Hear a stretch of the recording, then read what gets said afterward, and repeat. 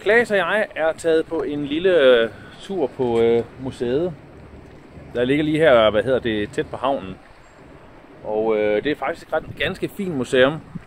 Desværre er der en hel masse ting, der er lukket på grund af corona. Så der er nogle af tingene, vi ikke kan komme ind og se. Men jeg tror, at vi begge to synes, at det har faktisk været et helt okay museum, ikke? Ja. Det var lidt ærgerligt, at der var nogle ting, vi ikke kunne komme ind og se. Blandt andet er der en stor ubåd, som vi gerne vil have ind og se, men den er lukket på grund af corona. Men jeg synes faktisk, at vi fik en ganske udmærket tur rundt. På grund af, at tingene de var lukket, ikke, så var det også gratis at komme ind, så det går sådan hånd i hånd. Nu tager vi lige en lille rundtur på de sidste 2 skibe, og så tager vi tilbage til vores egen båd. Fordi så har Sasha været ude og købe en masse ting. Så det er jo sådan en fin opdeling, at Sasha hun tager rundt og shopper, og vi tager ud og ser våben. Det er en mandeting. Det får vi i hvert fald ikke med på hjemme. Det er man. Sig det på din måde. Man. Det er man. Nej, den er helt rundt. Men den her måde. Det er rigtig mande. Det er mand. Jeg tror, hvem af os tror du, der kan være dybest? Ja, mand.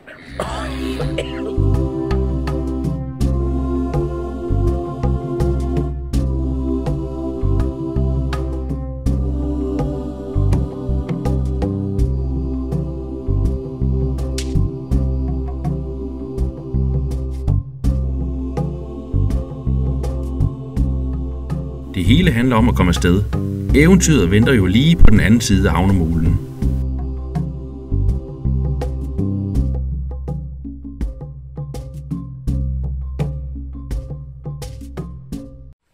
Klaas og jeg har lige været på en lille gummibådsmission for at skaffe diesel her i Karlskrona. Vi kunne sagtens have været sejlet hen, men det gik hurtigere med gummibåden, fordi så kunne vi ligesom springe udenom køen. Så det var nemt. Nu sejler vi tilbage til båden, og så var det ikke længe før vi kan komme afsted. Okay. See you!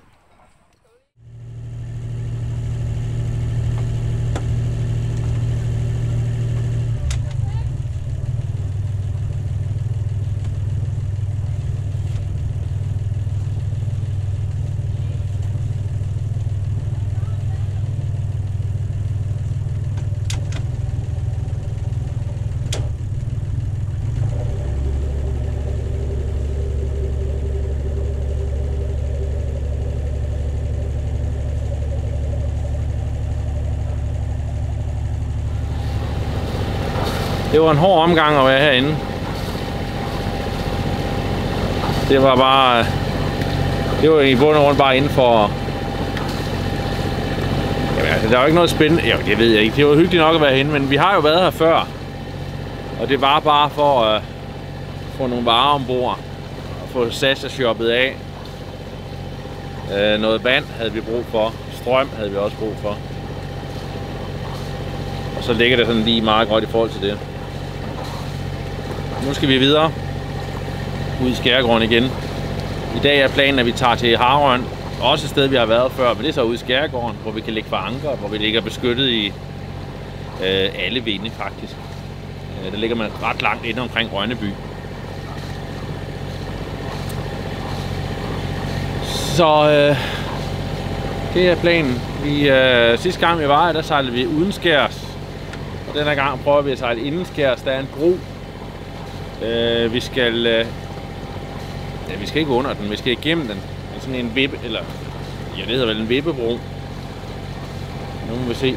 Den skulle åbne en gang i timen, hvis man melder sin ankomst. Men det tror jeg ikke, vi behøver, for jeg tror, der er rigtig mange, der skal igennem. Ellers må Sasha ned til VHF.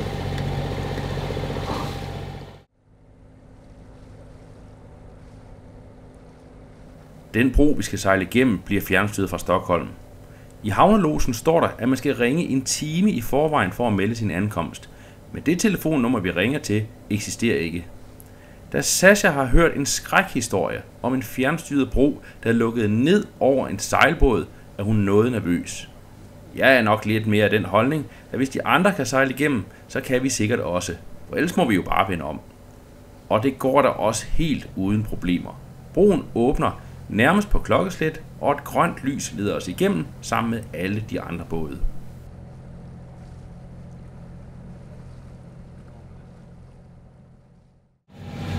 Der er jo ingen vind overhovedet i dag.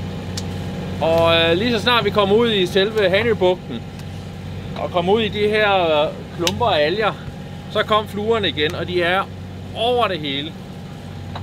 Så nu har vi lukket alt til for neden, eller omlag, så de kan ikke komme ind. Men i hvert fald, der kan kun være meget få, der kommer ind. Og så håber vi på, at så snart vi kommer ind i skærgården igen, så forsvinder de her alger, og så kan vi blive lidt mere fluefri. Det er simpelthen en plage.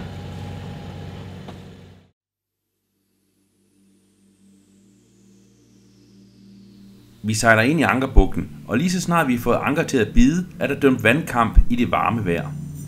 Men selvom man ikke kan se den, kan det godt være, der har snedet sig en enkelt lille blågrøn alge med ind ude fra Hanøbugten. For dagen efter har både Klaas og jeg ondt i maven. Mens vi bader, trækker tågen sig sammen, og selvom det er flot, kan det også være skræmmende, hvor hurtigt det hele lukker til.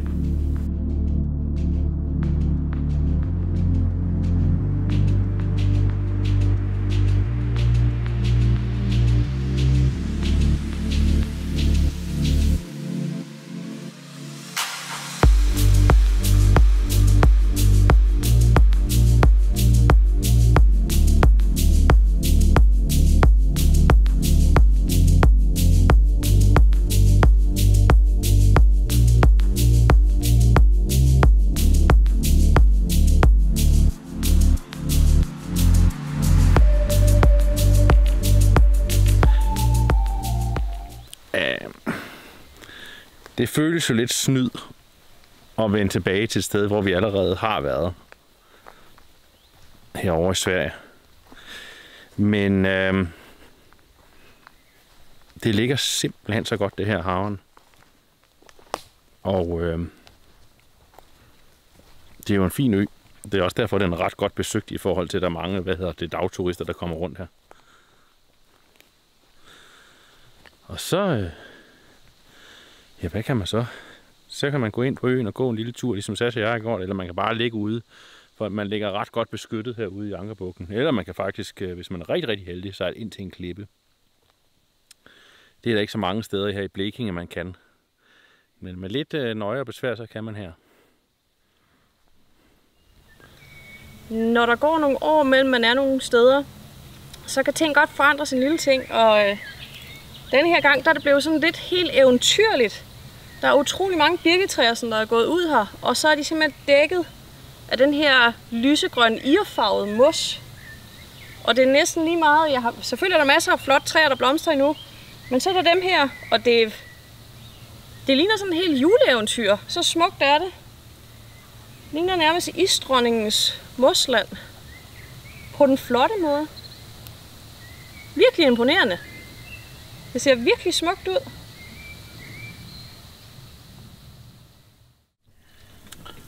Efter sådan en...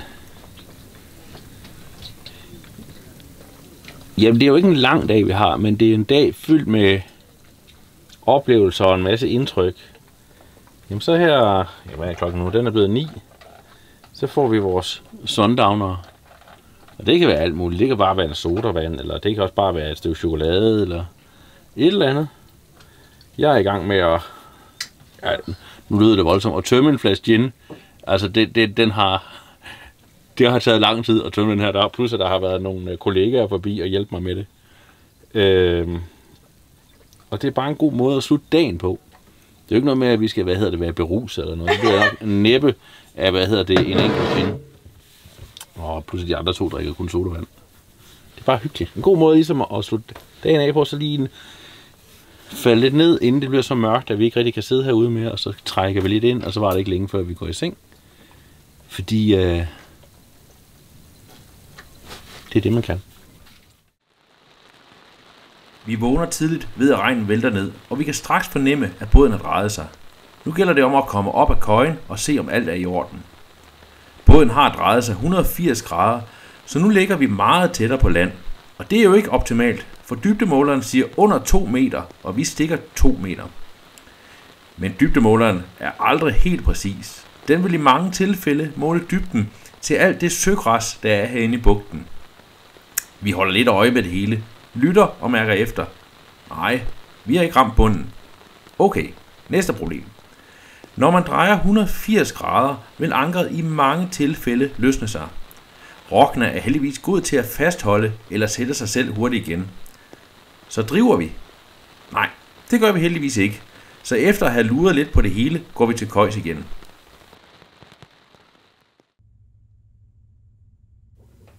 Selvom man har et ankerspil, kan det at få ankeret op igen godt være en besværlig og beskidt omgang. Prøv bare at se, hvor meget mudder og tang vi hiver med op fra bunden herinde i bunden af Blekinge Skærgård.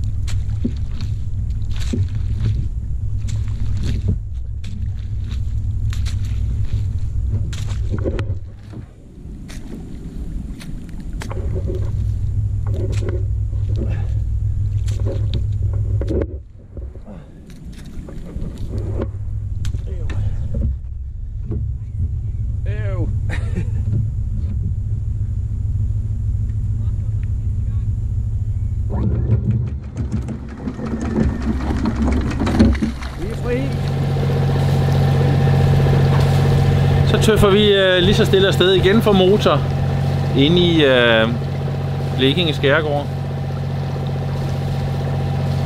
Og det er faktisk ret lækkert vejr igen i dag. Det har regnet det meste af formiddagen, og nu ser det ud til, at det klarer lidt op. Det er varmt, der er ingen vind, og man kunne godt, altså i teorien kunne jeg godt have et lille forsejl på, men vi skal ligge sådan meget frem og tilbage, og så er det sgu meget trygt at have en motor på. Vi skal heller ikke så langt.